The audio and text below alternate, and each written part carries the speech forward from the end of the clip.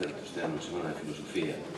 É unha honra para min estar hoxe presentándovos a dúas persoas do noso país que están a traballar nun ámbito desde distintas perspectivas, nun ámbito que me parece, e así creo que concluiremos despois de escoitalos, un ámbito relevante para o que pode ser esos pequenos cambios os que falaba esta mañá Francisco, o ponente, esos pequenos cambios que son os grandes cambios ao final.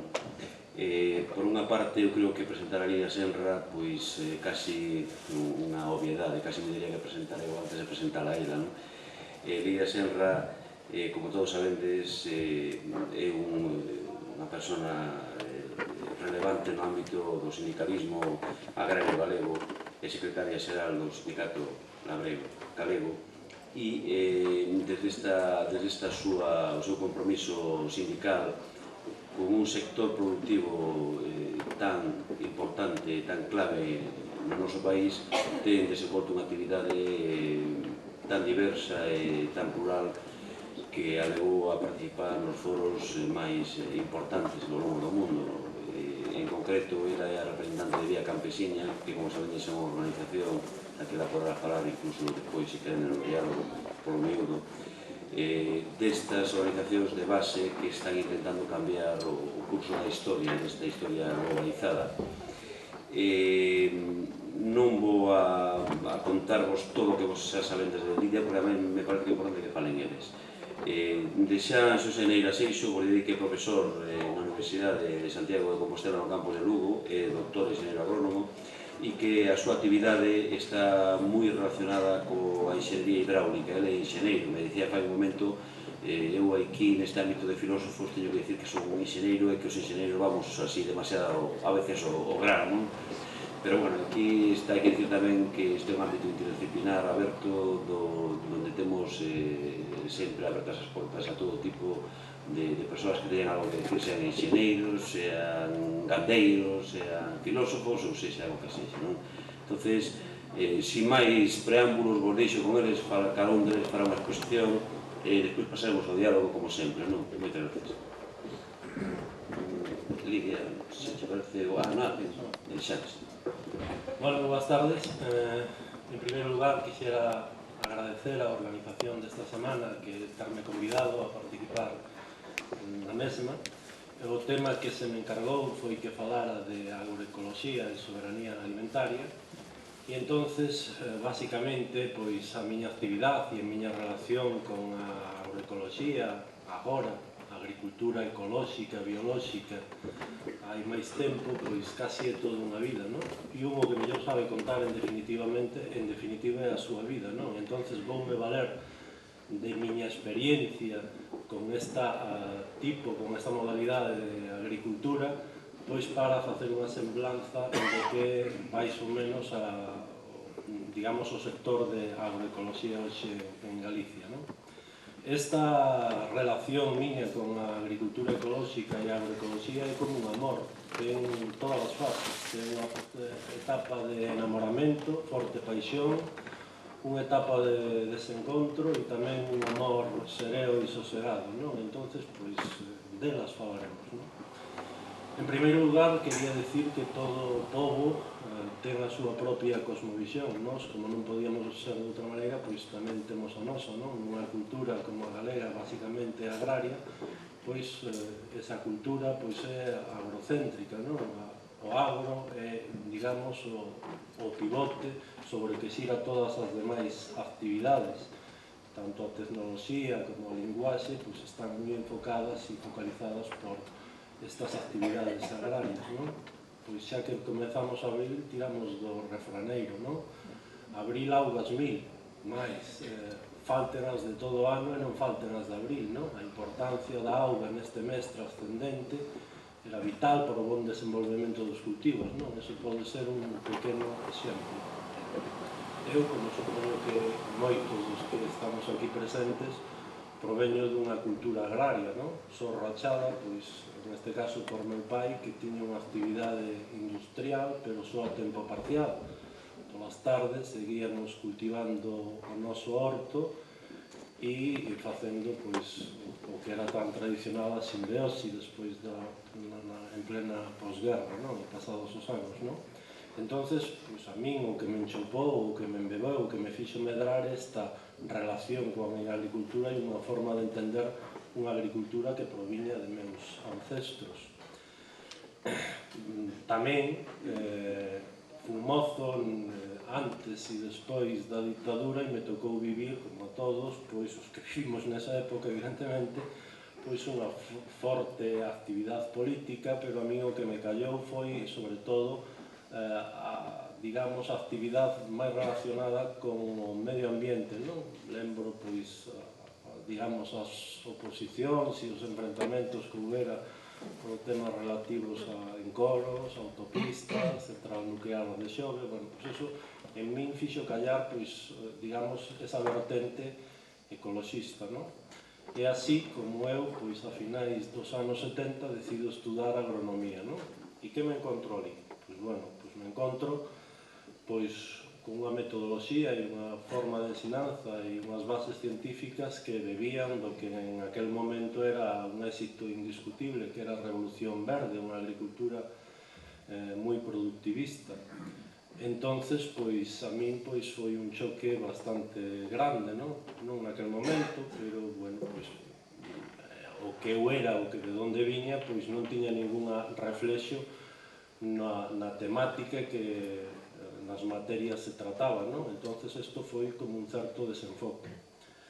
Pronto, para a miña aventura, pois, digamos, se solucionou isto para min, un compañeiro meu, o Raba, xa non me acordo nin de seu nome, pois puxo nas miñas maus, alá por o outono do 78, unha revista. Aquela revista era e sigue sendo, ainda que eu xa non a leo, integrada, de subtítulo Salud e Vida Natural. Era unha revista de saúde, de ecoloxismo, e tiña un apartado, unha sección que se chamaba El Huerto Biológico, non? E entonces en esta sección, pois me encontrei nese primeiro número, eu recién comezando os meus estudios de agronomía, cunha sección que se titulaba El Huerto Biológico. Entonces ali, pois, estes días repasei para vir aquí ese primeiro número, había un artigo, unha adaptación dun texto dun enxeñeiro agrónomo francés, Claude Aubert, por parte dun pioneiro da agricultura ecolóxica no Estado español, que era Serafín San Juan, non? Entonces, ese artigo e moitos máis, pois, me fixeron poñer en valor de onde eu viña, non? Explicaba feitos que eu non tiña ninguna explicación con eles con a, digamos, a agronomía que estaba cursando, non? E vou contar unha anécdota, pero para mí significativa, non? Miña avoa me contaba que unha vez querían sementar unha leira de nabos e foran a sementar todo o día e o que lles deu tempo, pois o enterraron pola mañá e o que non lles deu tempo, pois o fixeron pola tarde, non? E ela me comentaba sempre que de a parcela ou da leira, do cacho da parcela que sementaran pola mañá a que sementaran pola tarde, obtiveran unhas producións en unhas descomunais e en outras os nabos mal naceran, non? Isto de ningún xeito mo explicaba a agronomía convencional que eu cursaba, pero sí unha agricultura alternativa, alcumada, biodinámica, que lle dá pois trascendencia a todo o que son as forzas etéreas, pois me explicaba isto, non? Entonces eu, pois de alguma maneira, pude sentirme satisfeito e pensar que esta era a miña vía, non? Entonces esa foi unha primeira fase, non?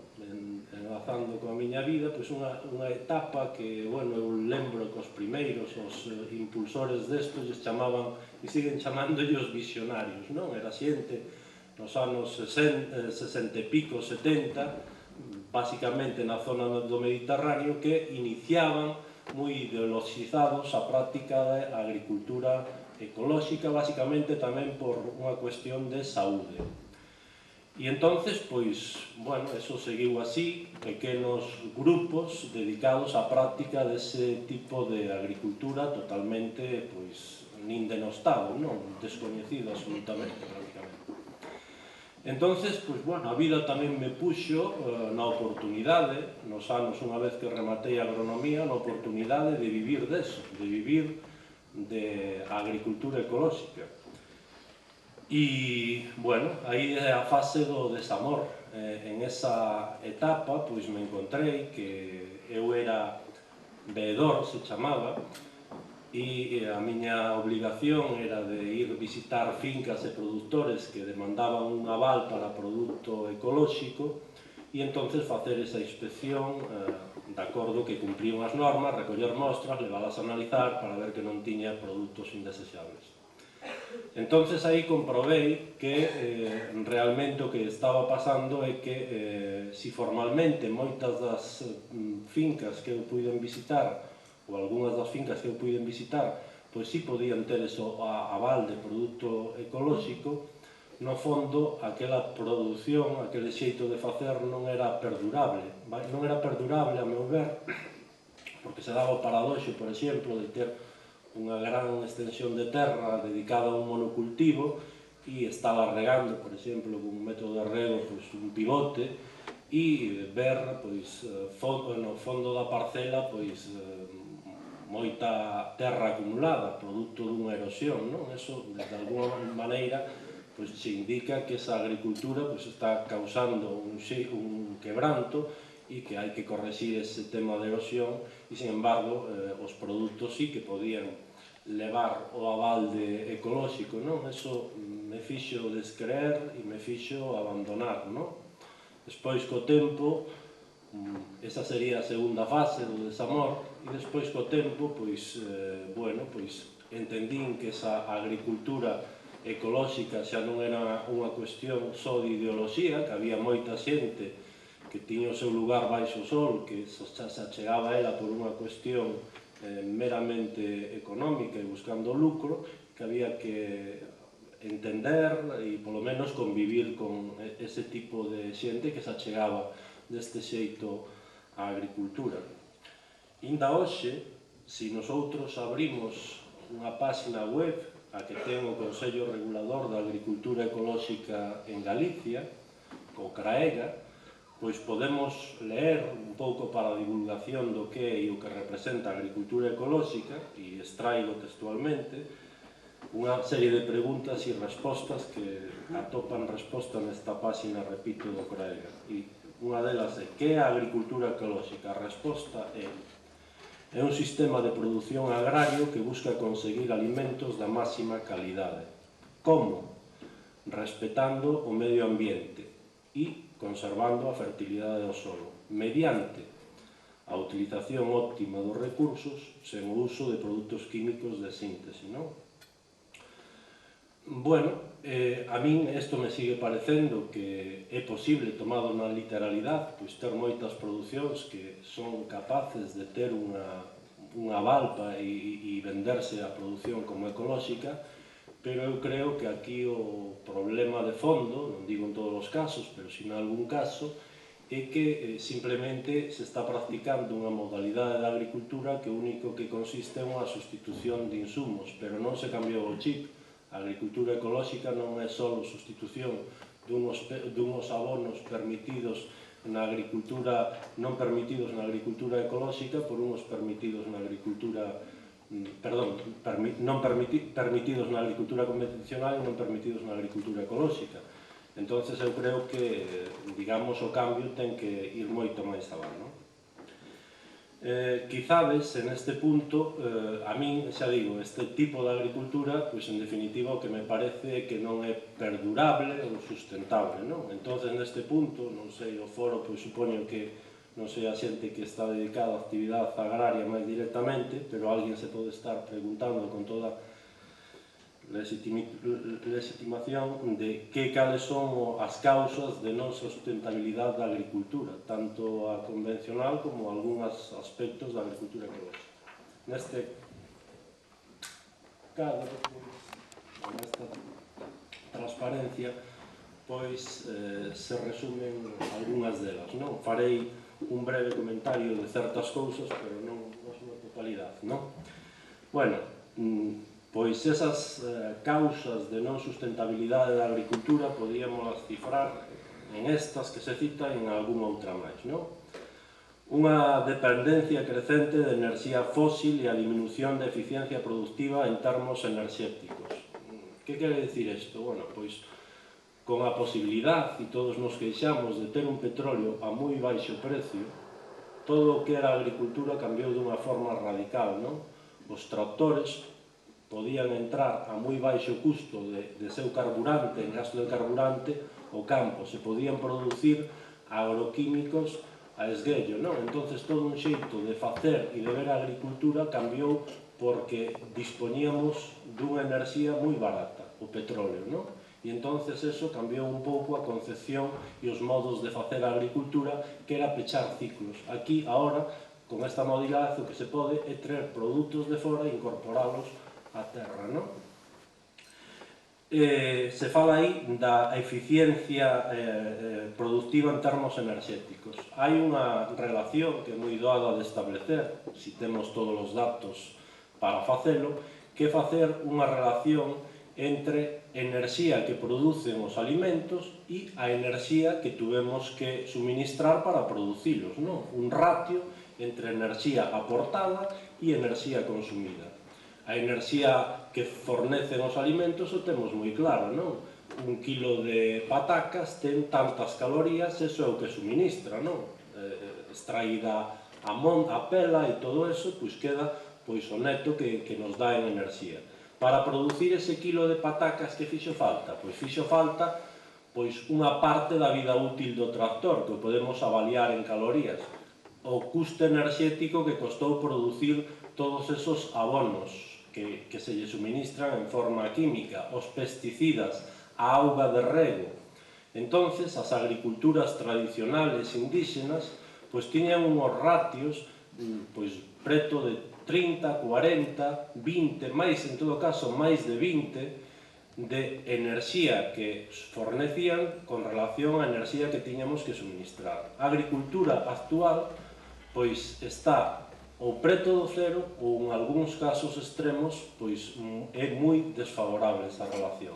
Poñamos un caso extremo e dunha produción agrícola, xa non me refiro á gandeira que é moito máis desfavorable ainda.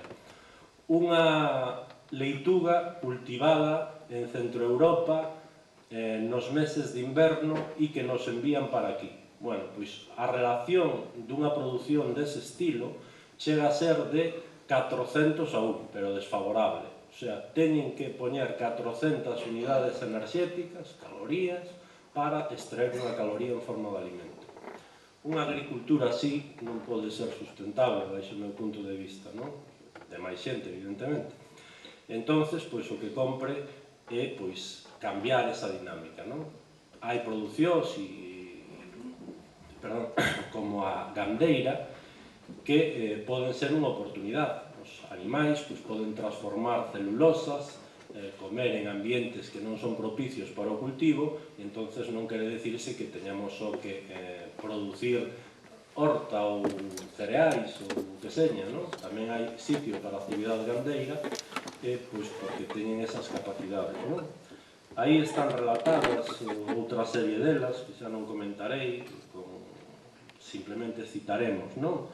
Perda da capacidade productiva dos solos por erosión, falaba moi un cacho delas, degradación, salinización, sobre todo en zonas mediterráneas, perda dos nutrientes do solo porque non existe un axeitado balance entre a exportación e máis a reposición, esgotamento de acuíferos e mal uso de auga para a rega, dependencia crecente de agroquímicos, desenvolvemento da resistencia a praguicidas de certas pragas e patóxenos, perda da variabilidade xenética dos principais cultivos, desprazamento de algunhas técnicas de cultivo por tecnoloxía moderna que se supón de validez universal, que supón unha erosión cultural, e non é aplicable a todos os agricultores, non todos os agricultores poden satisfacer e pagar todo o que implica facer agronomía moderna ou convencional, e non ten solucionado, sobre todo, o problema da pobreza rural. En moitas zonas que esta agricultura non ten sacado dunha condición prácticamente de miseria, penso máis en Iberoamérica, as poboacións da lá, non? Entonces, nos podemos preguntar como podemos artellar unha alternativa. Semella creíble poder producir de outro xeito? A resposta inmediata, supoño que moitos de vostedes o plantexarán, é temos que pagar algún peaxe, non? A contaminación é unha peaxe que temos que pagar para seguir alimentando unha poboación que é cada vez máis grande no mundo, non? Pero eu pregunto, ten futuro unha agricultura que ten, digamos, provocando, por falar dos últimos escándalos que se teñen producido en Europa, como as dioxinas nos pitos en Bélxica, como o mal das vacas tolas, como residuos de pesticidas nas verduras. Pois eu creo que unha agricultura dese xeito, pois en absoluto, é unha boa herencia que lle podemos deixar aos que veñen tras de nós.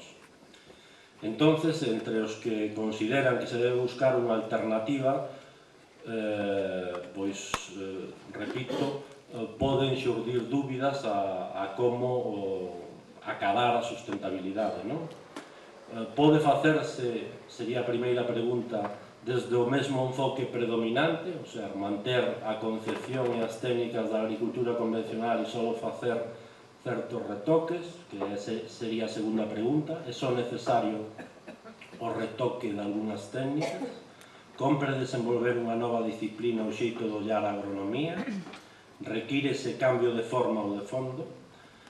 A resposta, o meu modo de ver, e para un pouco digamos, os que militan na agroecoloxía, a resposta é que a agricultura non é, digamos, responsable de todos os problemas que esta ocasiona, senón que a verdadeira responsable é un xeito de entender ou facer a agricultura. Por lo tanto, só isto é o que hai que cambiar, non? Ese xeito de facer a agricultura, non a agricultura en sí, non?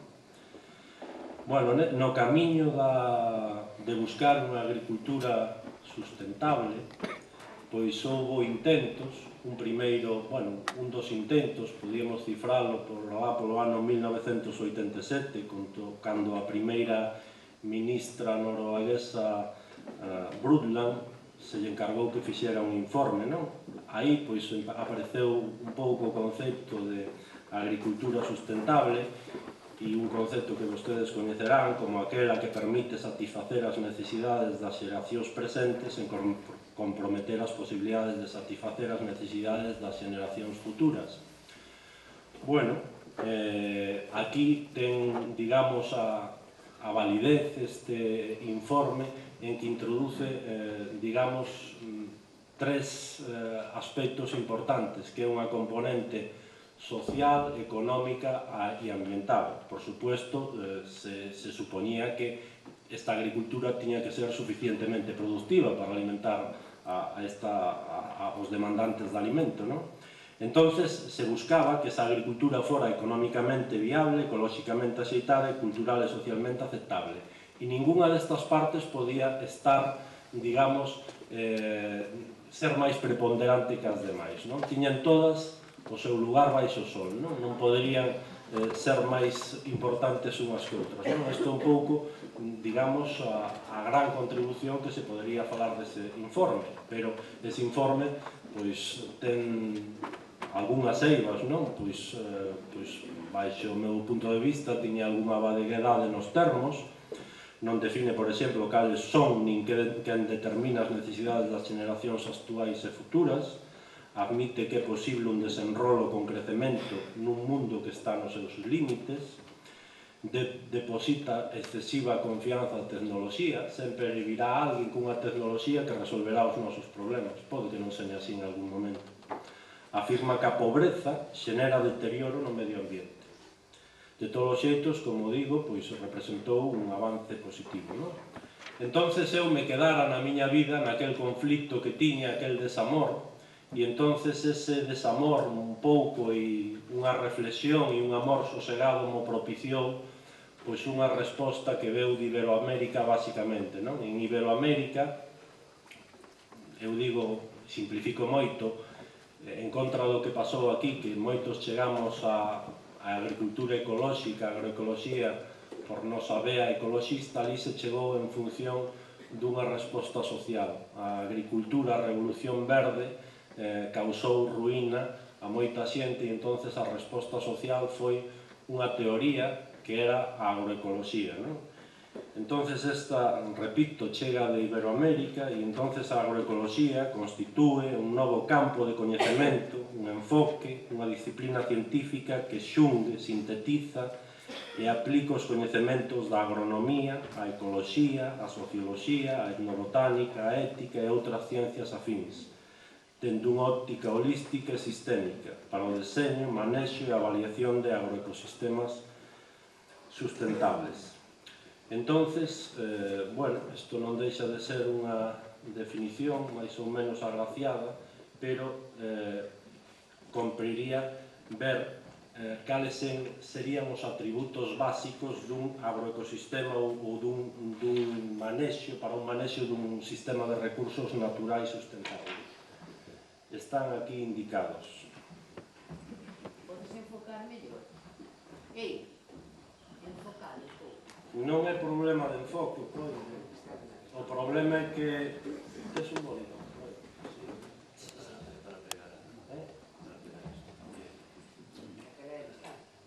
É problema da transparencia que...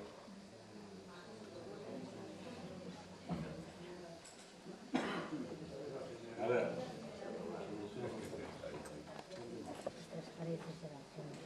Así, mellor. Bueno, pois digamos que estes serían os atributos básicos para un manexo de recursos naturais sustentable. Tamén moi rapidamente. Un deles sería a productividade, que é definida como a habilidade do agroecosistema para fornecer un nivel requerido de bens e servicios. Bueno, a clásica medida de tantos kilogramos hectárea que ofrece este cultivo, non? Pois eso sería a productividade. Equidade, unha componente social. É a habilidade do sistema para distribuir a productividade, beneficios e custes dun xeito xusto, non? Aquí hai, como se ve, unha componente social. Estabilidade é a propiedade dun sistema de posuir un estado de equilibrio dinámico estable, ou seja, o mantemento da productividade no tempo. A agricultura que temos hoxe en día convencional é capaz de grandes productividades maiores, según a versión máis extendida cos da agricultura alternativa, pero o que está por ver é que xa está visto e comprobado que esta productividade non se pode manter no tempo. Resiliencia é unha especie ou é unha elasticidade, é a capacidade de tornar o estado de equilibrio ou manter o potencial productivo despois do ecosistema teña sufrido perturbacións graves. A confiabilidade, que é a capacidade do sistema de manterse en niveis preto do equilibrio diante de perturbacións usuais do ambiente. A adaptabilidade, que é a capacidade de atopar novos niveis de equilibrio, continuar sendo productivo diante de cambios a longo prazo do medio ambiente. Está se nos anunciando un cambio climático, por exemplo, non se nos está anunciando, xa o temos aquí. Autodependencia ou autoxestión, que é a capacidade de regulación e control por parte do sistema e das súas interaccións co exterior. Bueno, isto, repito, pois pode ser un pouco áspero, pois vamos a poñerlle pois algunhas estrategias básicas máis achegadas que poidamos decir que os agroecosistemas sustentables como se poden conseguir.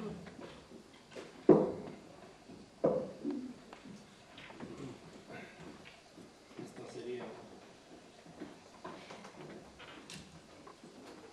Vese, as estrategias básicas para conseguirmos agroecosistemas sustentables, non? Enumeramos algunhas, pois, por exemplo, unha produción eficiente e rentable a longo prazo, considerando o custo ecolóxico, unha diminución do risco por mor de fluctuacións ambientais ou de mercado, maior estabilidade no tempo, utilización ou degradación dos recursos naturais renovables ao ritmo menor ou igual que a taxa de reposición, un uso ou explotación de recursos non renovables a un ritmo menor ou igual ou a taxa de desenvolvemento de tecnoloxías alternativas, unha menor dependencia do uso de insumos externos como combustibles fósiles, agroquímicos, pesticidas, un uso máis eficiente da enerxía, un maior aproveitamento dos procesos naturais na produción agrícola, reciclaxe de materia orgánica e nutrientes, fixación de nitróxeno, relacións depredador-presa, un aumento na biodiversidade dos sistemas productivos, unha eliminación ou diminución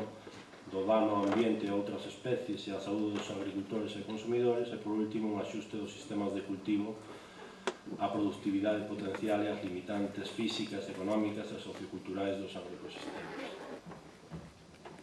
Bueno, entonces, baixo a miña perspectiva, con isto que acabamos de decir, a agroecoloxía deixa de se convertir nunha opción para se reivindicar como unha necesidade social e temos que ser conscientes da necesidade de un cambio de modelo agrícola a nivel local e a nivel mundial, e a agroecoloxía debe proporcionar orientación teórica para este cambio. Non sei se esta mañá foi citado Jorge Richman, pero sí, moi imaginado. Pero Jorge Richman, espero que non isto que eu vou decir, sinala que existen dúas alianzas posibles, a saber, agricultores e gandeiros xuntos co agrobusiness ou agricultores e gandeiros xunto cos ecoloxistas. A elección dunha ou doutra alianza conduce a unha actividade agropecuaria e de desenvolvemento rural en direccións case antagónicas. Entonces, eu, por último, creo, bueno, casi de último, que compre un cambio dunha política sectorial a unha política territorial que integra, pero tamén supera os límites dunha política ambiental. É preciso un, digamos, admirado economista que se dedica a temas de auga, que Federico Aguilera dice que non hai xestión de auga sin xestión do territorio, eu digo mismo para a agronomía, compre unha ordenación do territorio, non? Por último, para rematar, quería rematar con unha reflexión que fai, e non me atrevo a poñerlle outro apelativo histórico de agroecoloxía no Estado español, que é Antonio Bello, e remato con esta reflexión que fai el, non? Dice: esquezamos os alcumes, agricultura ecolóxica, orgánica, permacultura, agricultura integrada. Eu coido que sinceramente compre falarmos de agricultura.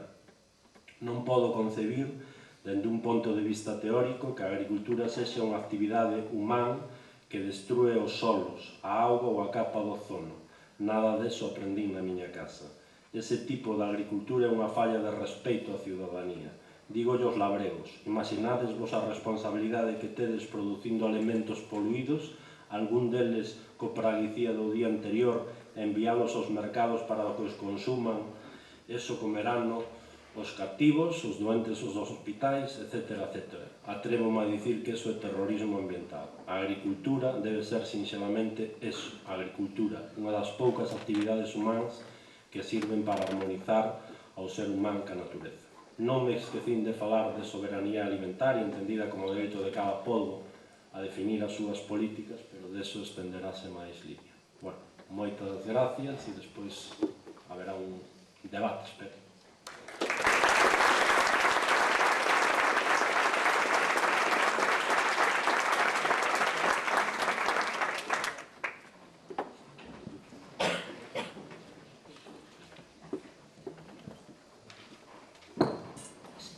Bueno, pois, boa tarde.